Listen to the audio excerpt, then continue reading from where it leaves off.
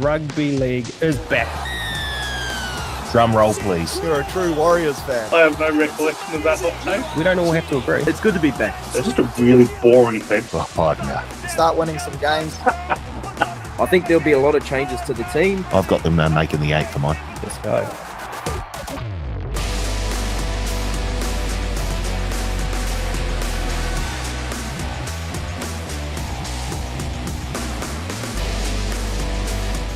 Hello, folks, and welcome back to the Advantage Line, TAB's Rugby League betting podcast. My name is Karl Tiley, joined in studio by my good mate Paul Mawate. He is back from a week on the pine on the porcelain. How are you, Paul? Let's move on. And joining us this week, he's also back. Blake Ashford, welcome. Thanks, fellas. Third week in a row. I am doing something good, Karl. We spoke about this, so hat trick of shows. Great to be back getting Teddy's spot. Speaking of porcelain, it looks like Blake's in the toilet. It does. This is the jail, mate. We call this the jail. Got to lock down, find a bit of Wi-Fi down the coast. Don't get too comfy. It's 3 weeks in a row, but, you know, we can... Oh. Anyway, Searley, welcome, mate. Yeah, thanks. I've had a couple weeks off, but I'm ready to go fresh, and I need to find some form too because I started the season hot. Things have fallen away so much so I don't even think I sent my bets through last week. So I'm due a bounce back, and there's something in the water this week. There's a hurricane. It's storming up here. This is when I do my best work, when I'm locked indoors, forced to focus. Okay, well, everyone does need to focus. Like I said, we had Pip Morris on last week, fellas. Oh, she was very, very good. She was very good. I'll tell you what, when we get to the betting, she's even better. Yep, she was top of the class. So bloody embarrassing, guys. Everyone is on notice. Yeah. Everyone is on notice. Lift. I even had texts from mates saying Pip was a great addition to the Advantage Line this week. So Are they really, mates? Yeah. Well, they are. Yeah. Well, okay. Alrighty. Betting. Speaking of, Should we have a look at it? well, should we go personal first? Oh, Actually, okay. before we go personal, I've dug out a big win from the week, fellas, and it's a try-scoring multi, Same game multi. Yeah. in the Warriors Storm game. But I can guarantee you, it is not what you think. Is this the one that got posted? It is. That's out the gate. Have a listen to this. For those that haven't seen it, $24 staked, 4 try scorers. Josh King from the Melbourne Storm. He would have been about $8 or $9. Yeah, why? Leka Halasima from the Warriors. Who wasn't starting. He was $9.25. Rocco Berry, first game back. He was in the fives, I remember. And Luke Metcalf scored at the death. He would have been, what, 250? Nah, he was in the fives as well, mate, because I was tipping him out. Now that he'd become a dad, I said he was the DILF bet. He was paying $5.25. Sorry. Can we go back? What, the DILF? Well, it's been proven in rugby league form guides this year that when you have a child, your next game is exceptional. So Ruben Garrick, 4 tries as a DILF. Luke Metcalf couldn't quite go 4, but he got 1, and he got 1 late. So $5.25 was just asking to be taken. But if you're multiing up that with a Josh King, a Leka Halasima, and a Rocco Berry, you either are an elite punter or you know nothing about rugby league. Or you've got 25 multis on and just trying to cover every single one. Or you've got $24 in your account and you want just to feel something for the game. Whatever it was, he's up 30-odd thousand. $32,274. We don't know if it was a him, could have been a her. Him or her, they or them. Odds of Anything. 1,344 to 1. That is. I love that. That's crook. That's my kind of multi. I don't hit them. I just place them. I'll segue straight into my punting this week. I could have stopped a freight train this weekend. I did not win a single bet. It was No Rory bet. Actually, no, that's not true. I did bet on any starting winger to be the first try scorer in the Warriors Storm game, and that was home within 2 minutes. I didn't feel great. That would have hurt too. I didn't feel great about winning it, but I won it. That was the only bet I won all week. No Rory bet, no, because I'm just emotionally invested on Rory, and I couldn't do that. Like, I've been telling everyone this story. This is going off topic here, but my resting heart rate's around 56. I was sitting at my desk at home watching the golf. As Rory teed off 18 in regulation, I checked my heart rate. It was at 92 beats per minute. I was sitting at my desk. That's how invested I was. Oh, gee. And he didn't have a bet on. Just pure passion. Anyway, how'd you go punting yourself, Paul? Yeah, just as good as you. Strong form. Fair income. It was horrible. Absolutely horrible. When I zigged, the bet zagged. When I zagged, the bet zigged. Just could not find one. Blake? Raiders, probably the certainty of the weekend. Jumped on that. Apart from that, James Fisher-Harris going down early, only leg that cost me. Had him to run over 100 metres, which I thought possibly he could have done. Maybe he might not have got there now. They didn't get much of the ball. But, yeah, looking back at the bet when the rest of the legs got up, probably a bad beat there. That is a bad bet. How many legs total? There was 7. It was all running and tackles. Oh. So, yeah. So we're absolutely back on the multi-train? I was, but then obviously I hit with the Raiders single, so I might go back to the singles for a week. I don't know. We'll just it's going to be a toss-up, I think, each game. Searley? Had the Dilf bet, had Rory, which was good, and that was about it, really. But I did want to shout out a mate. He put a $100 NBA futures over-under bet on at the start of the season. It all came down to the Spurs needing to get one win. They were down 25 points at one stage and ended up winning their final game. And I think he won like 8K off the back of it. So, Mate, wow.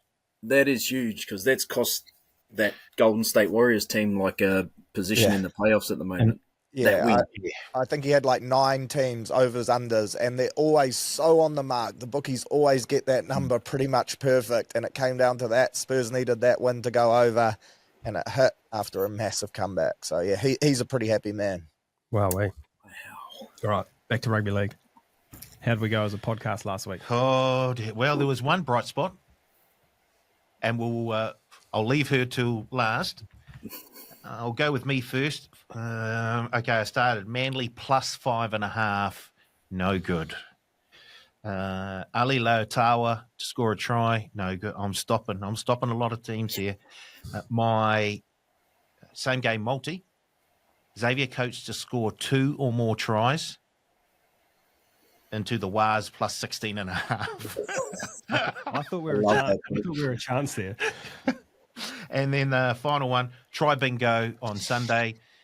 Players 1 to 7 to score. Bing, bang, bong. Thank you very much. Came in at $4.75. I lost $6.25 for the week. I'm now $77 up for the season. We move on to Searley. No, Teddy. Teddy actually sent his one. I can tell you how Searley went. Minus 100. Oh, yeah. Sorry, Searley. Teddy, his best bet, Dolphins plus 7.5. Bang. Then he had Britton Nakora to score a try. No good.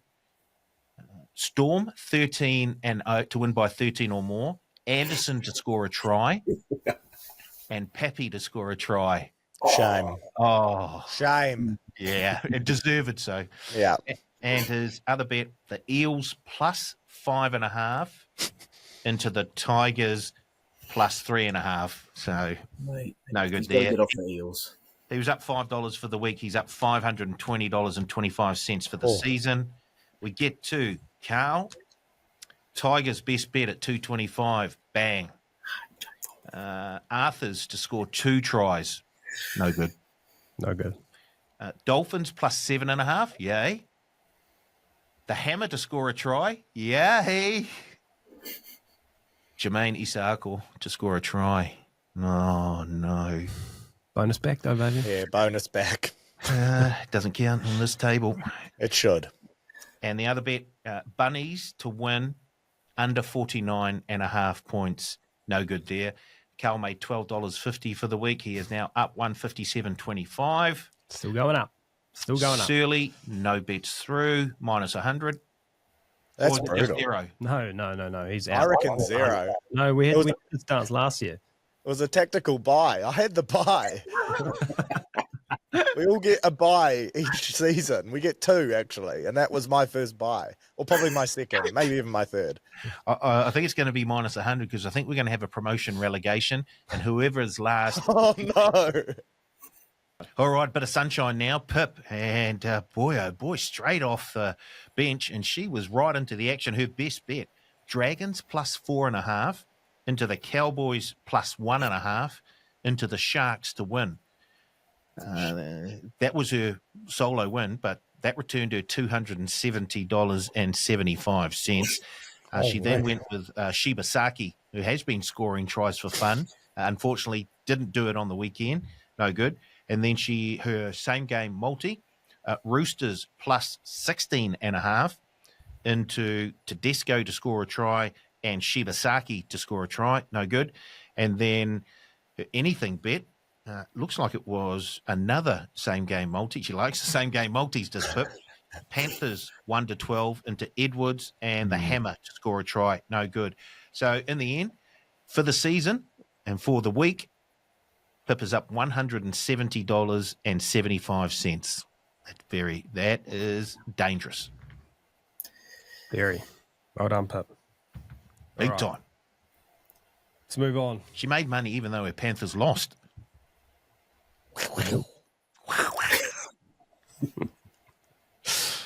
Okay. The good, the bad, the ugly. I reckon there's going to be a bit of bad and ugly here. But we'll start with the good.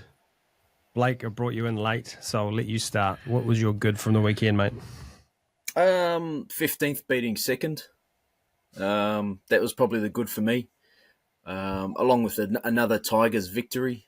They were the 2 victories that stood out to me over the weekend. I thought now you've got the Roosters beating the Broncos at home after losing by 50 round 1. I just don't know how you pick someone in this competition.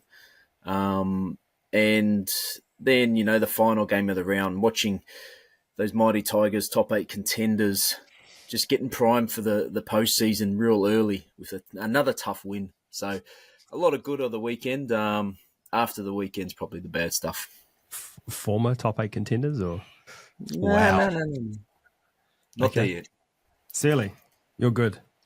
Yeah, well, I was just going to say to Blake, his Tigers will come up in the good, the bad, and the ugly for all different reasons. But, yeah, my good, always a glass half full Warriors fan. Leka Halasima, again, outstanding. He's named to start this week, but I think he's just reaffirmed what everyone had thought, that the kid is a future superstar, or has superstar potential, and certainly doesn't look out of place in first grade and up against the best team in the competition as well.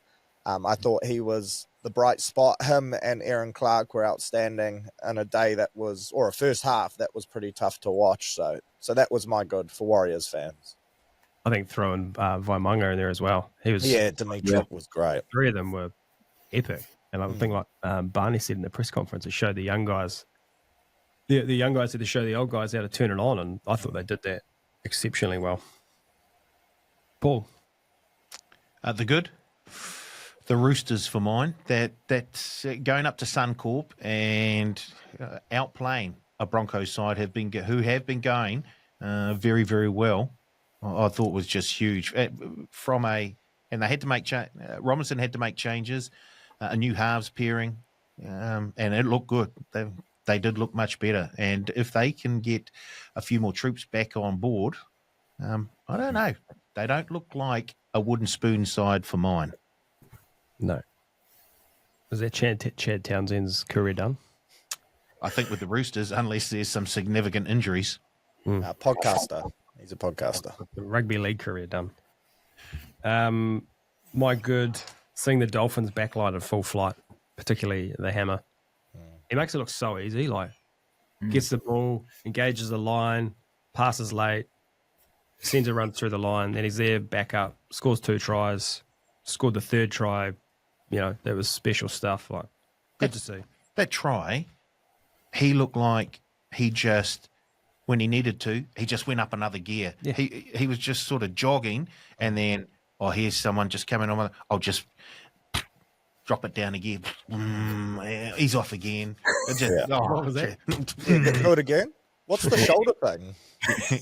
I have got a bit of a dodgy shoulder, to be fair. Gotcha. But I love watching, like you said, those big fullbacks when they glide, man. Like Turbo's the same. Then you've got like Will Jordan in rugby union. They look so effortless, but they're moving so quickly, and it's just that swerve without changing speed. It would be so hard to stop. I like how Searley got a rugby union reference in while Teddy's away. I'm disappointed he didn't mention my name. That was coming next, but you're more Sonny Bill comparisons, I thought, Karl. Which is Teddy's favourite, Sonny Bill. Sonny Bill, no way. Yeah, good segue into the bad. Blake, what do you got?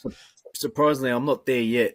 I'm going to hold it back for the ugly, but the bad for me was the two calls over the weekend that probably changed whole momentum for two games. So the first was the Rabbits game, or one of them was the Rabbits game, the Jack Whiten hip drop tackle that I don't know, he landed on the ground, didn't land on the bloke's ankles at all, or if he did, they were already on the ground. That changed the game in the sense that the Cowboys scored the next set. And then you go to the other game, the Titans, I think, were down by 6 or 8 at the time, and Fermel gets up to play the ball, plays it with his foot, and then falls over after. And they call that they said he wasn't balanced at the play the ball. The Dragons then scored 2 tries in 5 minutes before halftime, and the game's basically over. That was just bad for me. Both calls were blatantly wrong, and it changed both games.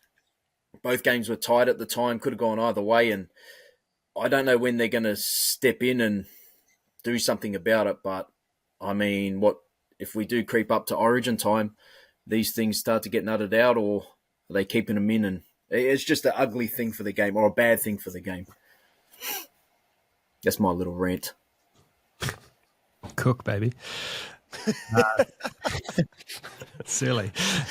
I had the Panthers defensively, allowing the second most points in the competition at the moment, I believe, and they had so many missed tackles last week. There's just too many guys now out of that Seraldo coach system, and I think it's really starting to show.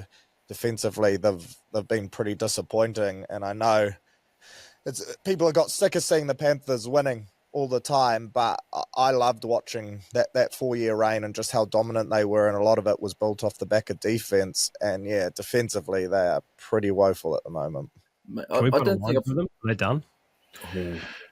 I wouldn't say they're done, but at indications at the moment is they are, but they have the personnel still in that team to turn it around. But it's just showing like you can only bleed so many players, and then it's going to come to a point. Like these young guys they've recruited and have brought through are talented, but they're not Panthers players. They're not that stereotypical Panther-like player. So it's starting to wear thin. And if they lose this week, again, to the Chooks for the second time in a season, then they're probably close to done. I don't think there's been a bigger drop-off than Isaac Tungle. He's been replaced. He's on the bench this week, being replaced by a back rower in the centres. And like he was arguably the best centre in the world, or one of, over the last couple of years. So, I mean, that just shows personnel around them how much or how important they really are, those players. It is Jerome Luai. Now, I know they've lost a whole heap of players over the last 3-4 seasons, but Jerome Luai, do you think he was the glue that sort of held that team together? He's a very much a polarizing player from the outside, from a fan's point of view. You either love him or you hate him. But do you think team-wise, behind the scenes, he was very, very good for the Panthers? And he sort of, because there were times over the last couple of when Nathan Cleary has been out injured and Jerome Luai has taken over and taken on that dominant role in the halves, and they've been able to win games, and now he's not there. It just seems to me they're missing quite a bit, and I don't know if Jack Cole is the answer, Blaise Talangi. They just seem to be struggling to find someone to replace him. Or it was the fish. Yeah. Yeah. But on that Luai thing, we've seen it with his actions over the last couple of days with the Lachlan Galvin stuff. He drives culture.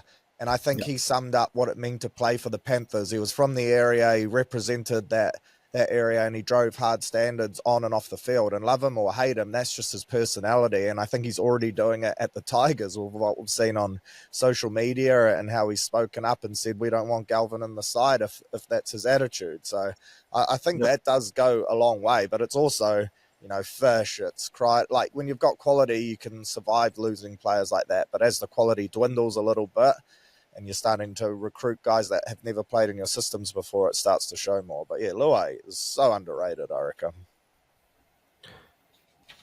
Where are we up to? Your turn or my turn? Me, bad. Warriors first half performance against the Storm, 36 points and a half. Are you reading from my run sheet or? Yeah. How good was the second half, though? Oh, yeah. The game was gone. But Wait. Where is it? What do you want? The drums or the... We can still win the comp, boys. We can still win the We're comp. still live. All right, shut up. And look, a few things went against them. But if you're the Storm and you've got Xavier Coates on one wing up against Tane Tuopiki, and there's nothing against Tane. He is a skillful player. He's got a ton of guts. But when you've got someone who's 6'12" up against someone who's 5'8", 5'9", I don't know. You have to expose that, and they did that a number of times. So yeah, nothing against Tane. I thought he gave it everything he had. He is a skillful player, and I think we'll see a big game from him this week when he's back at fullback. But yeah, oh boy, just. Can we tackle? Did you say 6'12"? Yeah. That's 7 foot, my guy. Yeah. Hey, tomatoes. Come on. Yeah, I also had the first half, 6 tries in 28 minutes.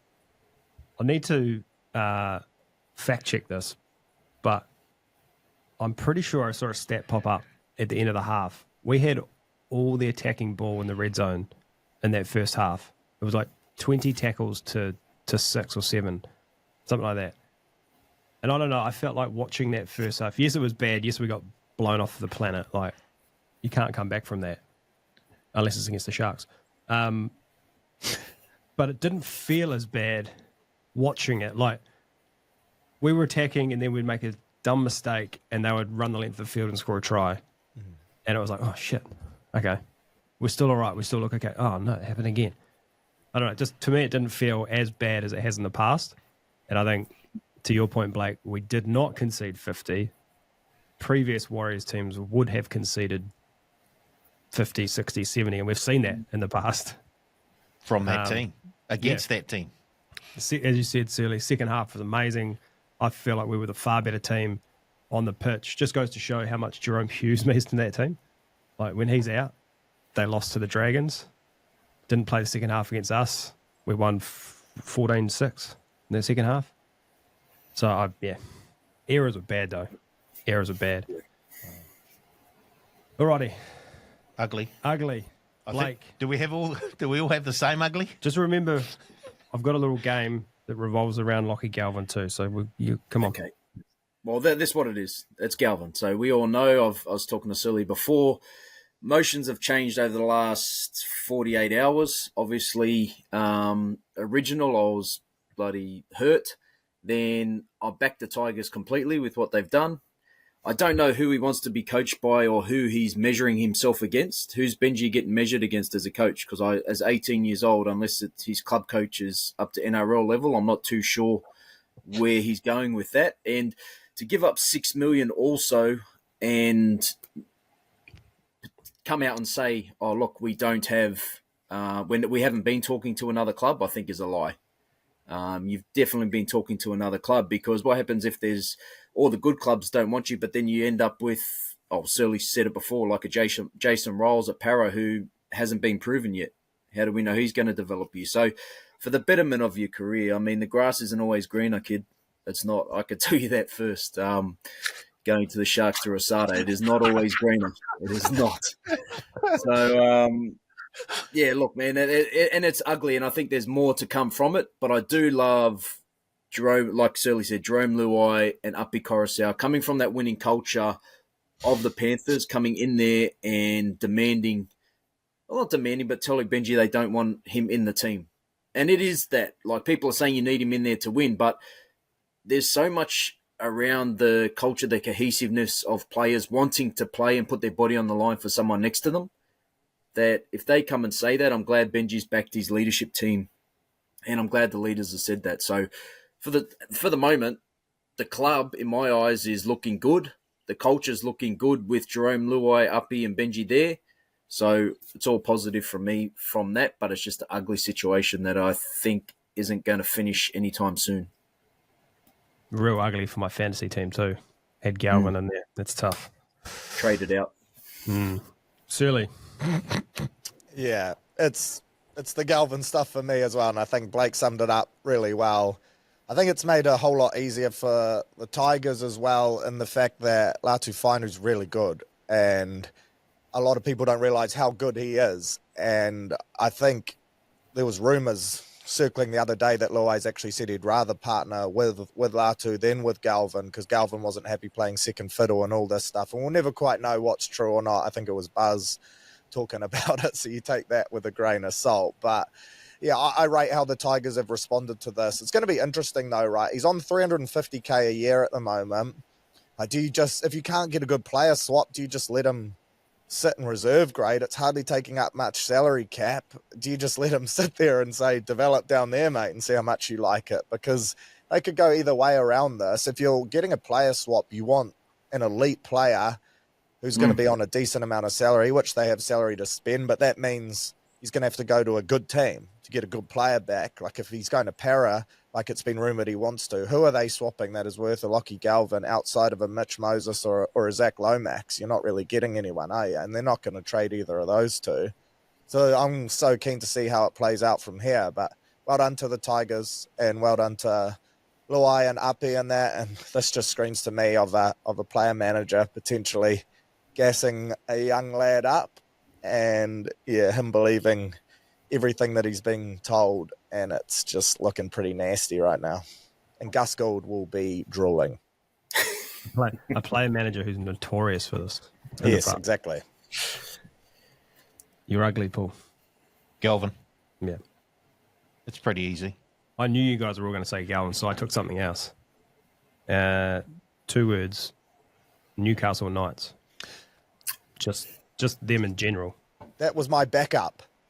Just so bad. Ponga, get out now. Come to New Zealand, bro. Haere mai. Kane? They are so bad. They've scored 10 points in their last 3 games, and both their tries have been 75th and 80th minute when teams have just said, we've already won this game. And to have Ponga, Bradman Best looks bored. Like, we'll take all of them. I've got a best bet for you guys later in the show that if you don't follow me in, you're a crook. Oh, here we go. I'm declaring at home already. Whoa. Pay it out. Watch this. KP to put on 6 try assists in the first half. And now that old Tyson Gamble responsibly is in the 7, he's going to have the greatest game of his life, and the Knights will get home. All right. I want to play a little game, and it revolves around the Lachlan Galvin situation. As you said, Blake, he's turned down $6 million over 5 years. For those that can't do maths, that's roughly $1.2 million a year at 19 years old. That is wild. And he could do an ACL. He could do an ACL in reserve grade. When I was 19, I'd be lucky if I was getting paid $40K a year, I reckon. Were you even working? Yeah. Oh, okay. Hard working, mate. Just hard working. Okay, just asking. Right, I'm going to play a little game. I've gone through all the salaries of the highest paid players in the game, remembering $1.2 million a year is what you're paying for this kid. That's what the Tigers offered for him. I want you to give me the player I name or Lachlan Galvin. Who are you taking? We'll start at the top. Kalen Ponga, $1.3 million a year, or Lachlan Galvin. Ponga. KP. Nathan Cleary, $1.2 million. Cleary. Or Galvin. Yeah, Cleary. Come on. That's not a question. Clearly Cleary. No, but Teddy would take Galvin. Probably would. Latrell Mitchell, $1.1 million, or Lachlan Galvin. I'm Latrell. You know where I'm at with Latrell. Yeah, Trell Matt. Trell. Yep. I think I've got a lot. I've got about 15 players here, and I reckon I know where the line is, but I'd love to see where we land here. Adam Fanua-Blake, $1 million, or Lachlan Galvin. AFB. AFB. Galvin. What? I don't pay big money for props. Are you kidding me? Yeah, nope. Wow. That's my rule. Me and Wayne Bennett. Bang. Oh, okay. That's rattled me and thrown the game completely. I did not expect that at all. Wait, so Paulie, you're saying you wouldn't pay 1.2 for Payne Arse? Maybe Payne. Oh, God. So Maybe. there goes the rule. Well, I'd turn him into a half. Yeah, we'll move on. Ryan Pappenhausen, $950,000 a year, or Lachlan Galvin. Oh. Ooh. Why are you even thinking about this? Well, where they go? Well, like who are they playing at? Yeah. Like, are they in the Tigers or? No, as is. Let's say we're starting a new team. How long's the length of the deal? Oh, come on, guys, just play the game. Galvin. You're taking Galvin over Ryan Pappenhausen. You're talking about Pappenhausen I'm right talking, now, let's and his. say we've got a new team next year. We Yep. need to pick a marquee player. Yeah, I'm going Galvin. He's the future. Wow. Yeah, I'd probably go Galvin if we put him into a new team. But I reckon some of your other names down the list I'll probably take over Galvin. Yep. Happy's a tough one because of injury history, his age. Yeah. All right, the Hammer, 900, I'll take the also Hammer. 950k. I'm taking the Hammer as well. Hammer.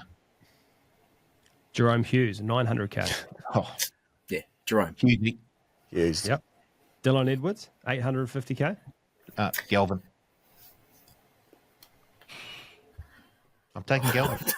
I reckon Dylan Hughes Edwards. would be I reckon Edwards would be a better 6 than Galvin is already as well. If you chucked him at 6, I'll take Edwards. Yep.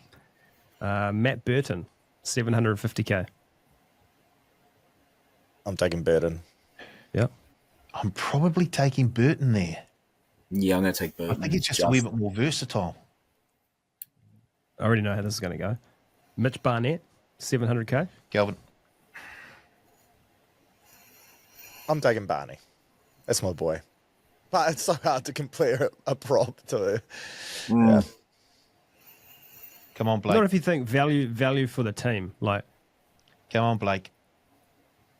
And I'd probably take Galvin there. Yeah, that's right. That's no disrespect to Mitch, but if you're starting a new team, You start it with the spine.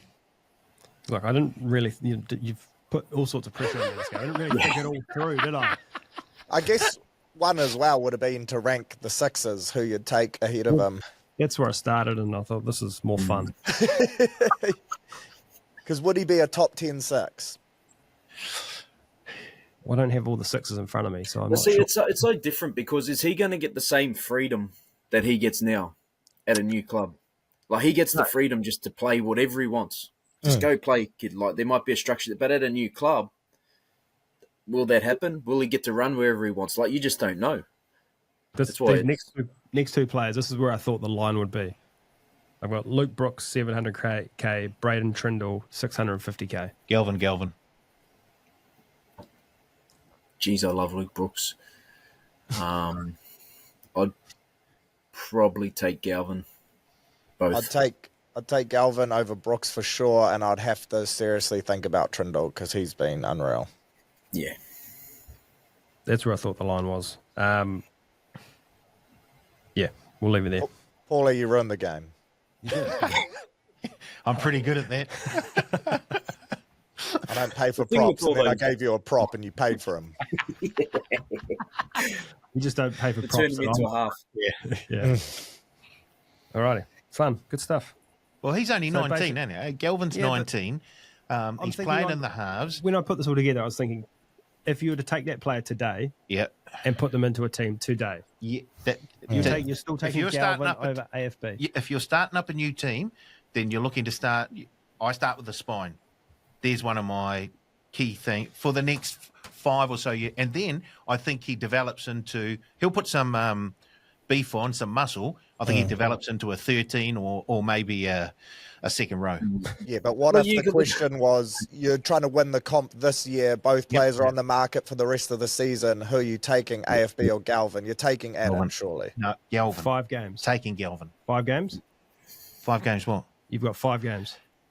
What left in the season? Or just with this player?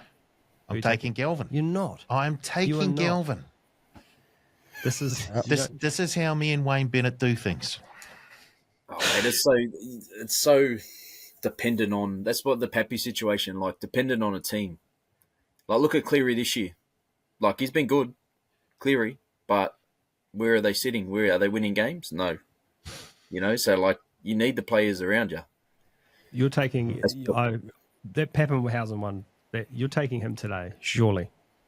If you've got him for the rest of the season to win a comp, you're taking Pappenhausen on current form over Lachlan Galvin. This is that movie, The Other Guys, when they have the fight about the shark and the lion. This is where this is going. So we'll move on. We'll play the grid because I reckon I might get done. Yes. I'm going to get done in the grid too. Have you got a red square? I do have a red square. Yes. Gutted about it. Holy podium. Oh, I'm on the podium, boys. So, if you're playing along at home, pause the pod, go find the grid for Tuesday, the 15th of April. Come back and compare your scores. Across the top, has played less than 50 games. Has played for the Raiders, has scored 100 or more points in a season. Down the left, has played for the Eels, scored on debut, has played for the Tigers. This was a very, very tough one. It was, and I was flying until I hit the red square, which was my last square. Blake, kick us off. Top row. Less than 50 games for Parramatta. Luca Moretti, 1.28. Played for both the Eels and the Raiders. Justin Morgan, the old coach, 1.77 Wizard. Whoa. Jeepers. And 100 points in a season and played for the Eels. Chrissy Sandow, 5.78. Searley? Less than 50 games for Para, Nathaniel Roach. That was 1.44. Canberra, Para, the great man Jack Murchie. I'm going all ex-Warriors as per usual. And then 100-plus points in a season for Parramatta. Surprise, surprise, played for the Warriors. Krishnan Inu, 4.64 points. Oh, nice. What was Jack Murchie? How many points? 2.39 brain. Far out. Blaze Talangi, 1.12. Clinton Shafovsky. Excuse me? That's a red square. You can't pronounce his name. Clinton We've got a blink button somewhere. Shafkovsky. Yeah, okay, mate. Great work. You're having a seizure, Paulie. Clinton Tchaikovsky. Oh, no. Yeah. Rattled him. That's easy. 6.44. It's your fault. And Luke Burt, 8.54. Someone say it. Clinton Tchaikovsky. Tchaikovsky. Well, Go on. Tchaikovsky. There you go. Yeah, Is nice. that the right pronunciation, though? I had Blaze Talangi at 1.12, Michael Oldfield 3.32, and Chrissy Sandow 5.78. Sweet. Less than 50 games, scored a try on debut. Brain, Mark Nawanga Nitawase, 0.11, 0.11. Raiders scored a try on debut just a couple of weeks ago. Matty Nicholson, Wizard, 0.04. And 100 points in a season, scored a try on debut. Alex Johnston, 10.03. I thought he would have been a lot less. Yeah, so did I. I also had Mark Nawanga Netawasi at 0.11 or 0.11 and a brain for the first one. Then I also had Matty Nicholson in the second box for the Wizard at 0.04. And then my scored a try on debut, 100-plus points in a season, was Amos Roberts, 3.47. Might get done this week. I've got Matty Nicholson, Wizard, 0.04. William Zillman, 6.95. It's a great pick. Alex Johnston, 10.03. Why was Zillman so much? Yeah, I thought I got one there. No. Sofa Alongo, 0.26. Matty Nicholson, 0.04. Wizard. Nice. 100 points in a season, scored a try on debut, and 100 points in this square. Dominic Young. He scored debut for the Roosters, did not score on debut. Ah, That was my Would he have last. scored 100 points in a season? He has, because he scored 25 tries in a season. Quick math. Oh, nice. Oh. Oh, he debuted for the Knights? Knights, Oh, yeah. Got me. less than 50 games for the Tigers. Lachlan Galvin, 1.62. And it won't get past. Get past 50. Raiders and Tigers player, Ryan O'Hara, 4.24. And 100 points in the season, West Tigers, Joel Sugar Cane, Wizard, 1.97. Oh, gee. Well played. Well played. I also had Lachlan Galvin in the first box. Then I had Canberra Tigers Joel Edwards for 5.35. And then 100-plus points in a season from the Tigers, Brett Hodgson. And I thought this was going to be a load of points, but it was only 5.49. I was quite happy with that. I left him out. Okay. Solomon Alai Marlaw, 0.54. Nice. Tyron Smith, who played for just about every single club in the NRL, 4. And Aiden Caesar, 7.78. Latu Fainu, 0.61. Bronson Harrison, 8.30. Wow. And also had Joel Kane, Wizard, 1.97. I see, like, some of those squares, the lowest score was 0. Mm. I don't know who those players were. We'll never know. We might. Oh, I think I've been pipped this week. Totals. Wow. The return of Searley, 26.8. I got. Oi. 24.7. Ah. 45.4. Yeah. Come on. 121.4. Yes. Oh, without that 100, you were right on track. Yeah, I still would have come third, I think. When I get 100, it's not, you would have been on track. It's you're out the back door, bro. Don't make it all about you, Paulie. Come on, mate. No. Here we go. If I had taken Alex Johnson, I think I would have been about 30 points. So still would have come third. Alrighty, moving on to this week's games. We'll do a quick whip around head-to-head shortly. Last week, Blake, you were the worst, 3 out of 8. I was 4 out of 8, and Pip was 6 out of 8 head-to-head. Wow. So What was I? it's just, I didn't read yours. Oh, wow. See ya. Yeah, writing's on the wall. This week, around the grounds, we'll go Blake, Searley, Paul, me. Manly, $1.62. Dragons, $2.30. Manly. Manly, but not convincing. Man, special. Yeah. Yeah, Manly, I'm also not convinced. Wow. Dogs, $1.30. Bunnies, $360 is what I've got written down. Must be $3.60. I'll take a piece of the 360. Yeah, I'm going to go bunnies. Ooh. Break it. Dogs in front of 70,000 dribbly doggies fans. Doggies. I'll ride with you, Blake. I'll ride with you. Bunnies. Dolphins, $4.40. Storm, $1.22. Storm. Storm. Storm. It's a big line, though. Warriors, $2. We're not doing lines. We're just head-to-heads. Warriors, $2.85. Broncos, $1.42. I'm going to get Warriors bounce back.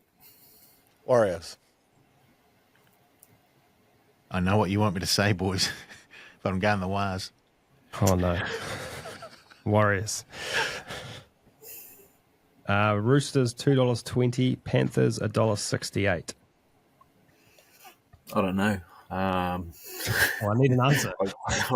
I'll just go Panthers. Try bet either team 1 to 12. Nah, I'll go I'll go the Chooks. Why not? But yeah, tough. Panthers fans, thank me later. I'm going the Chooks. I'm also going the Chooks. Titans $2.10, Raiders $1.75. Raiders, not convinced that one bit. Jeez, I'm all in on the Raiders. Yep, me too. Yep, Raiders. Knights $3.35, Sharks $1.33. Tough one. Might go Sharks. Yeah, I'm going Sharks. They'll score more than 1 point, so they'll win. Yeah, sorry, Sharks. But you'd take Galvin over AFB. So if the Sharks had Galvin, you're going Sharks 13 plus, right? Oh, Sharks, easy. Tigers $1.70, Eels $2.15. Tigers. Tigers. Yeah, even though Moses is back, Tigers. Go on. You know what you're going to... Oh, hey. Go on. Easter Monday. I know. What is that? That's got nothing to do with it. At Combank, look up the stats. I don't know if this stats are I'm pretty sure the Tigers are good. Teddy's yelling them at his AirPods somewhere right now. Thank goodness Teddy's not here. There's no chance Teddy's listening to this. No chance. I'll take the Tigers. Good man. Alrighty. All right. In-depth games this week. I've added an extra one in there, fellas. We're looking at 5 this week. What? So we'll do them quickly. But first one's on Thursday. Seagulls $1.62. The Dragons $2.30. Manly 3.5 point favourites. The total 48.5. Saab is back for Manly. Dragons have won 4 of the last 7. The last 4 have been split 2 apiece. Blake, where's your head at? I told you. I don't know why you weren't convinced. I think Manly ruined the Dragons. I've got no faith in the Dragons at all. Back at 4 Pines, they lost to the Storm at 4 Pines. Yep. Anyone else goes there, they get murdered. I think Manly dominate the Dragons. Okay. That's Convincing? Yeah. Yeah. Fair. Yeah, that was Searley? convincing. That was convincing. I think Manly have won 6 of their last 7 there against the Dragons, so I'll back them in, but I do think St. George are a better side than Blake thinks right now, potentially. Can't get behind a Lockie Ilias Flanagan halves combination. I just can't do it. Paul's got some notes written out here, Yeah, I have. like old school huge. written out. Yeah. What do we got, Paul? With a pen and paper. Manly have won 8 of the last 10 at Brookie between these two teams. 7 of those wins have been by 13 or more. Against the Dragons, when designated as the home team, Manly have won 6 of the last 7. 5 of those wins have been by 13 or more. I am, as Teddy would say, chips in Manly. Did you get those stats from Teddy? No, here we go. That's it. HR, I want to talk to you. Alrighty. Yeah, you guys have convinced me. I think I've tipped Manly. We'll take them 13 plus. Let's do it.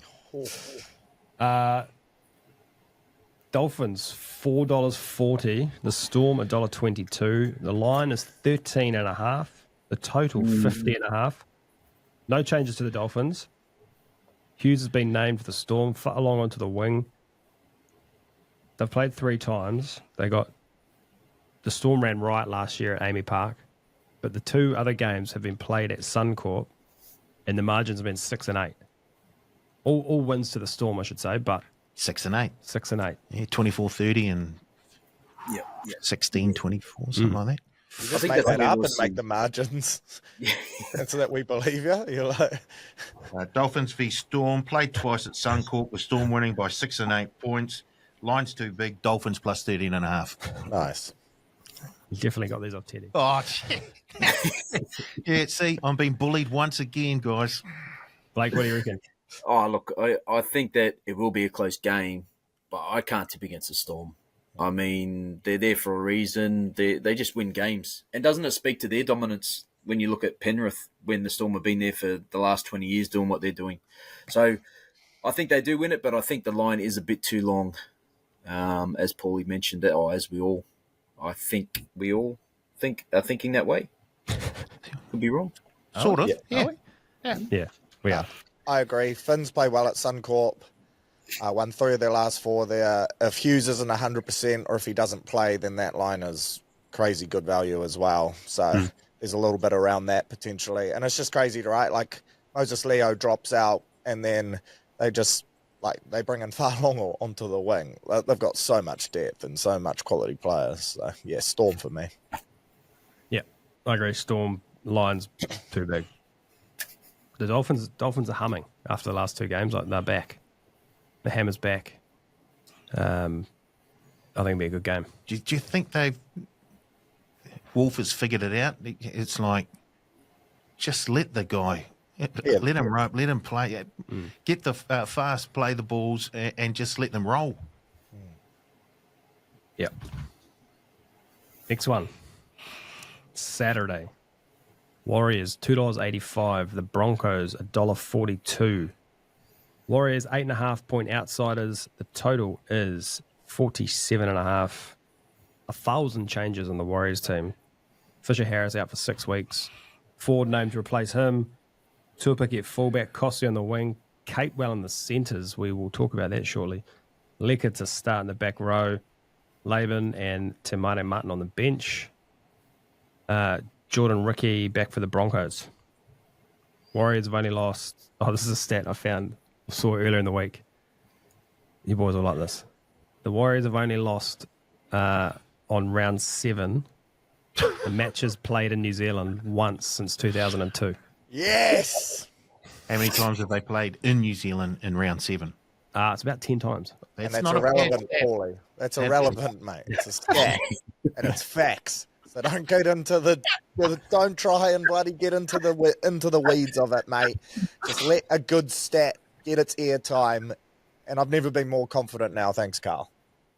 Yeah.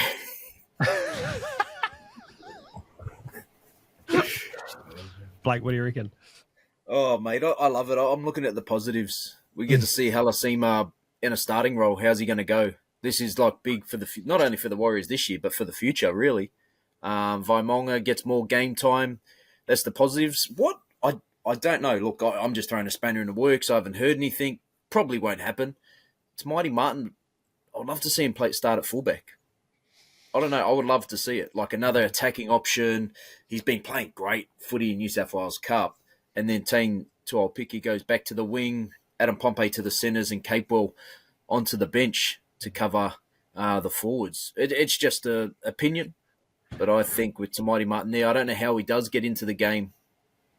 To be fair, whether they move Chanel to hooker for a bit or I don't know how Tamati gets into the game if he's not starting at fullback. But the positives, Halasima, Vaimonga, more game time. I don't mind that, actually. Tamati Martin at fullback. Like, the big... Through all the changes there, the big one for me is Capewell in the centres. And it has to be purely a defensive thing, like close quarter combat, get up, tight, tackle. There was one, when he got shifted out to the centres against the Storm, there was one break they made, and poor bloke was 30 metres behind the play at full steam. The try's being scored, and he's still running to catch up. Like, I reckon I'm quicker than Kurt Capewell. Wow. To be honest. Here we go. So we've got 2 races now. Teddy against who was it? Was it Couchman? No, it was somebody else. No, was it Hazelton? Eisenhuth. Eisenhuth, yeah. And you against Cappy. Now that one we can arrange, I think. I've got, I love Kurt Capewell. I love the way he plays, but he's attacking wise in the centres, just hasn't got it. Yep. The games, like about 5 to 10 years ago, it would have suited because you could get up fast, the game's slower. But now with them, the 6 again, the pace of the game, it is a lot harder for back rowers. They're more leaning back into specialist centres.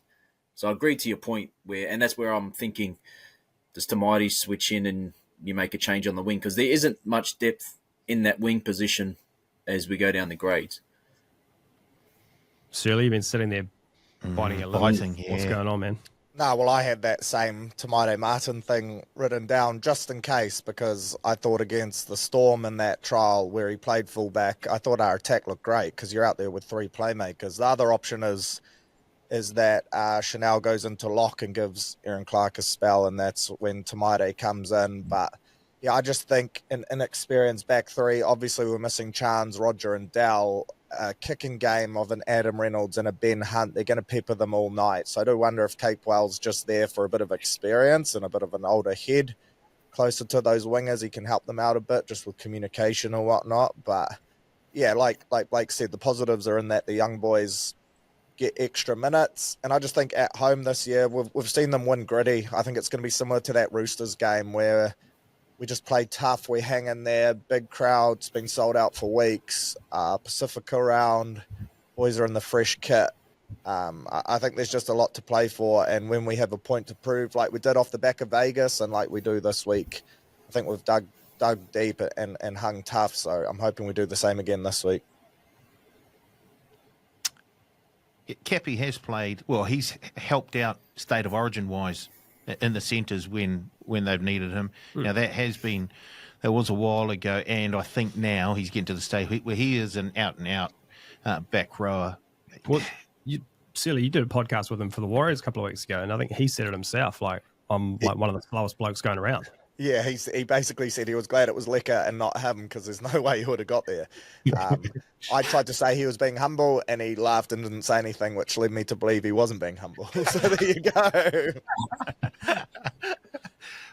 What we will get from Cappy is 100% effort. Yeah. He'll put it in. And just from the way the team has been formed, I sort of get like this will be a close game. In fact, if you have a look at their last 6 games between these two teams,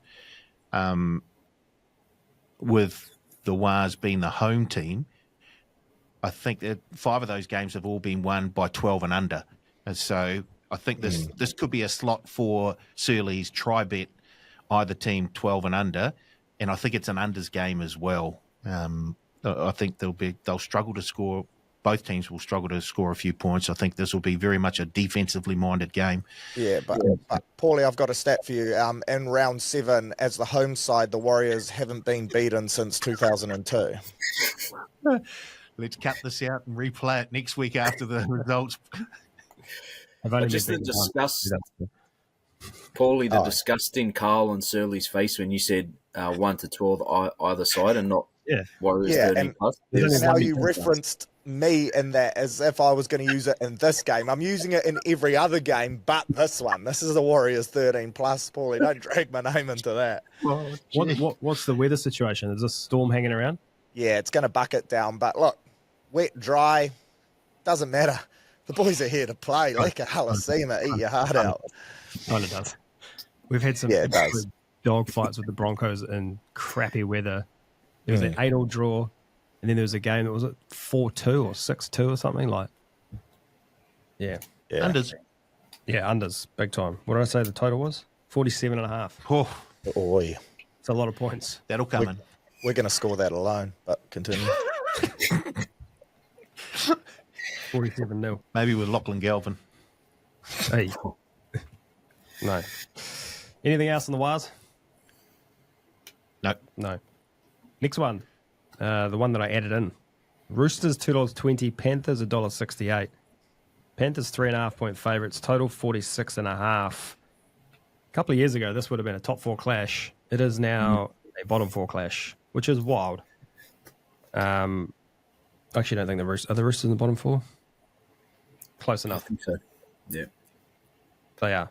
16th versus 15th. Absolutely wild.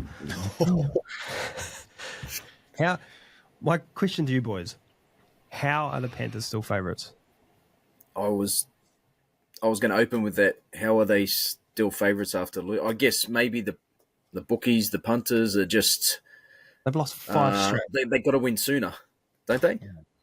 Like, didn't you say the other week when the Cowboys had one, they just have to win? Like, I don't know. I mean, the Penrith just have to win soon. They've got a good enough team to win, and then you can't really... There's no consistency in the Roosters. They beat Penrith, but then they lose to someone else, and They lose by 50 to the Broncos. They beat them. I must say, Savala and those young kids were good last week. Angus Crichton was good. But it is really a coin toss, this game for me, because no team has either form. They don't have form to their season. Roosters have been beating the teams they shouldn't and then losing to teams they should. And Panthers have just been terrible. Except for the Warriors, yeah. Except for the Warriors. Yeah, except for the Warriors. Has anyone been... I've just been keeping an eye on this because I've had Thomas Jenkins to score a try the last couple of weeks, but is there actual hate for him? Because the centres do not want to pass him the ball when he's wide open. And there's something to watch, because if it happens again this week, I think there's a big rift at Penrith.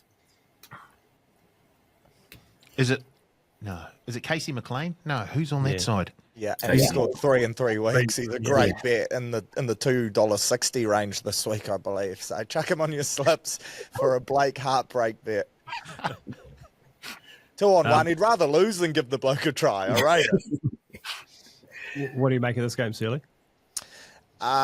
Mitch Kenny's back. Maybe that's the market mover. They miss him. Incredibly underrated player in the 9 jersey in terms of how they've played over the last couple of years. But I don't know. I've been saying every week that they're going to win, and they haven't. So it's time for me to jump to that. They're not going to win, and they'll probably win now. But yeah, Roosters, they're so up and down as well. I genuinely have no idea. This is a try-bet game, Paulie, but I'm going Roosters. Either team 13 and over. No, 1 to 12. She's going to be close. This is a fence sit for me, but yeah. Where are you going, Paul? Well, the Panthers have dominated the Roosters over the last 3 or 4 years, but that's been the Panthers team that's won 4 premierships. Mate, they've dominated the whole comp. You could use that argument against anyone. You could argue the Roosters have dominated the Panthers over the last 3 or 4 weeks. Yeah. Cleary's going to come out and have an absolute banger over the next week or two. I don't know if it's this week. I can't take them as favourites at the moment. I can't back the Panthers as favourites. They haven't done enough. They seem to be playing a lot as individuals and not as a team. I don't know why that is. I'm leaning the Chooks way. Quick question, and I don't want to. This is just a yes/no answer. Around the group, can Cleary be picked for Origin if the Panthers, lose 3 of the next 4? 100%. Yes. Yep. Okay. Yes, he's playing well. I think he's playing well. He's just trying to do everything. No. Well, I said yes, and then I tried to defend him because he's coming to the Warriors, and I think people have underestimated losing his brother to New Zealand as a tough emotional toll for him. Jet was obviously the anchor of the family. Now he's over here. Warriors 13+. Bang. You heard it here. All that from Cleary Origin. Yeah, what happened? Last one. Tigers $1.70. Eels $2.15. Tigers 2.5-point favourites. Total 47.5. Galvin is gone. Dewey into the halves. Mitch Moses back for the Eels. Tigers have won 2 straight and 3 of the last 4. And they smoked them earlier this year. I said to Paul before we came online, I was looking at this and I thought, surely with everything going on, that the Eels are the bet this week. But hearing the passion in this room, I may have flipped. What do you got, Blake? Yeah, look, when I saw Mitchell Moses named, and with all of the distractions, I thought, this is probably a Parramatta game. But then seeing the way Api Korosawa and Jerome Luai have come out, back the team, and it just looks like it's a better place to be at the moment, the club. So I'm going to stick with the Tigers in this one. I don't think it's like that clash they had earlier in the year, like a big one. Won't be a big margin, but I do think they get the job done. They're usually close to these games on Easter Monday, especially at CommBank. I think the Tigers have won by field goals or a Gutho missed penalty conversion in the past. So I expect another tight clash with Mitchell Moses back. And to your Origin point, that'll be someone pushing for Cleary's spot. Or actually, it's Moses' spot until Origin comes. Searley? Yeah, I think one Moses is going to help Para and one is going to hurt them. I think Mitch's cousin Isaac is going to end up costing Parramatta this game because the West Tigers are going to be fired up to get the win. They've won their last 3 straight against the Eels at Combank. Eels have only won 2 of their last 8 at their home ground as well. So yeah, I like the Tigers. They've got a point to prove this week, and I think they're going to show that they're a tight group that want to play for each other and for Benji, and they want to be there. So I'll back the Tigers in. I'm going to say that the big off-field distraction is going to galvanise the Tigers this week. Oi. And we will see another Tigers win. That's crafty. I thought I was good with my Moses one, but galvanized, jeepers, that's quality. I'm going to use that one, Paulie. Cheers. Well done. All right, let's get to some punting. As we know, we've got $150 to spend over 4 bets. A best bet, a best try scorer, a same game multi, and anything else. Blake, your bets, please. Okay, so our best bet already been discussed. $3.10, Manly 13 plus. Be silly not to get on the boys. Wow. Is my best bet of the round. Try scorer, Lukey Metcalf, $3.90. Loves a try scorer against the top 4 team. Or against the team up there. Has obviously scored against Melbourne on the weekend. Has done that, so I think he gets across again at $3.90. Same game multi, Storm game, Pappy, Hammer, and Storm to win both halves, $8.05. Extra 5 cents, always handy. And any other, I've got the Rabbits plus 10.5, the Warriors plus 7.5, the Knights plus 12.5, and the Storm to win. $7.37.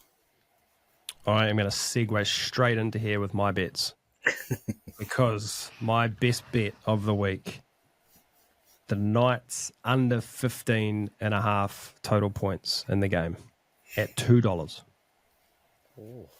Searley's, I can see Searley's up and about for that. I'm firing up the app right now. They've only topped 15.5 once, so they scored 26 in round 2. Every other game has been woeful. As Searley said, they've only scored 2 tries in the last 3 games. They've been last-minute tries. They've lost by 22 games in a row. Should have been 3 games in a row. They are terrible. Knights under 15.5 total points. Try scorer. Paul, your mate, Adam Fanor Blake at $3.80 against the Knights. Same game multi. Panthers-Roosters game. Searley will like this. Either team by 12.5 or less. Smart. Alamote, try scorer. Dom Young, try scorer. $5.59. And then anything else, a 3-leg multi. Manly head-to-head. Warriors plus 8.5. And then either team 1 to 12 Roosters and Panthers at $5.23. Searley, what do you got? My best bet is Raiders minus 3.5 against the Titans at $1.90. My best try scorer, Dom Young, $1.96. I just think that's too much money for Dom. 16 tries in his last 13 games at Allianz, so I think he salutes there. My same game multi is a triple T multi. There you go, $5.81 it's playing. Taruva, Stafford Toa, Tigers, get aboard that. And then my 25 on anything else, second rower special, Britta Nikora, Hudson Young, and holy hecka, here comes Liquor. That's paying $28.08. Britta Nikora, 4 tries in his last 3 games against Newcastle at Newcastle. Hudson Young, 4 tries in his last 2 games, and Liquor is an absolute freak, 2 tries in his last 2 games. And holy hecka, here comes Liquor has to be one of the best nicknames going around in the comp. So $28.08. Like Blake said, you can't write off those 8 cents. I just need to call Blake out here. He's just texted me a bet slip of him taking over 15.5 points by the Knights. That is crook, mate.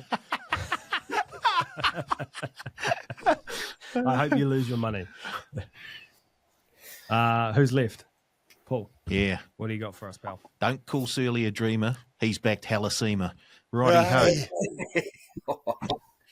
Hands on fire. Best bet. I'm with Blakey here.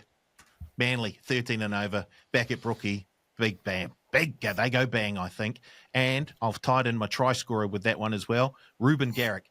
Hasn't scored in a while. Scored 4 about 3 or 4 games back. I think he gets back on the score sheet. Ruben Garrick at $2.60. My same game multi. It's a 3-legger in the Waz Broncos game.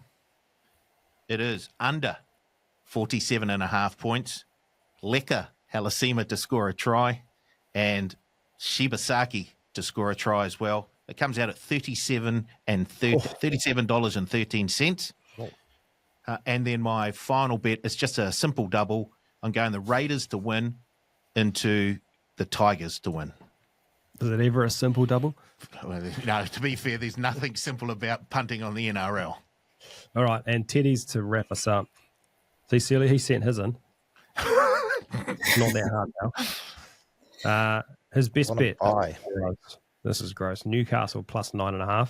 It must be a low-scoring match. 8-0. 8-0 he's going Sebastian Chris, try scorer, $2.45. Same game multi, Carraz and Preston, anytime at $5.45. He's back on his dogs. And then his other bet, Dolphins plus 13.5 into the Waz plus 8.5. Whoa. Thank you, Teddy. All right, fellas, thank you very much for joining us. All of you collectively. I'm not going to sing you out. I've got to go to a meeting. Thank you to the punters. We'll be back next week to do it all again. And I will close the show out now.